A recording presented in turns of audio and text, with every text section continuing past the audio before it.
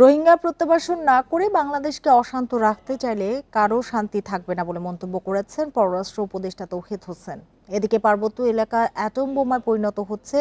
Myanmar সীমান্ত Arakan আর্মির দখলে নেওয়া বাংলাদেশের জন্য একটি অশনি সংকেত বলে মন্তব্য করেছেন বিএনপি স্থায়ী কমিটির সদস্য আমির খসরু মাহমুদ চৌধুরী। বিকেলে রাজধানীর কৃষিবিদ ইনস্টিটিউশনে 2 দিনব্যাপী জাতীয় সংলাপের শেষ দিনের অধিবেশনে তারা এসব কথা বলেন। পররাষ্ট্র উপদেষ্টা বলেন, মিয়ানমার সীমান্তের প্রায় শতভাগ আরাকান আর্মির দখলে চলে গেছে। এমন পরিস্থিতিতে রোহিঙ্গাদের প্রত্যাবর্তন নিয়ে এখনই কথা বলা যাচ্ছে না। তাই আগামী 2 থেকে 6 মাসের মধ্যে রোহিঙ্গাদের ফেরত পাঠানোর সম্ভাবনা নেই। তবে রোহিঙ্গা প্রত্যাবাসনে মিয়ানমারকে আবারও চিঠি দেওয়ার কথা জানান উপদেষ্টা। এ সময় ভারত, চীন, আমেরিকার সাথে ভালো সম্পর্ক ধরে রাখার উপর গুরুত্ব আরোপ করে তিনি বলেন, আর্থিকভাবে এগোতে এসব দেশের সাথে সম্পর্ক রাখা জরুরি।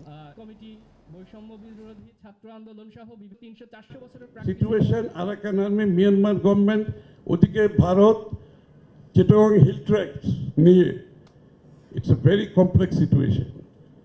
আমাদেরকে মিয়ানমার ওই অঞ্চলের চট্টগ্রাম হিল ট্র্যাক্টস নিয়ে ওই অঞ্চলকে নিয়ে আমাদেরকে নতুন করে ভাবতে হবে। রোহিঙ্গা সমস্যার সমাধান না করে আপনি এই 3টা জিনিস সমাধান করতে পারবেন না।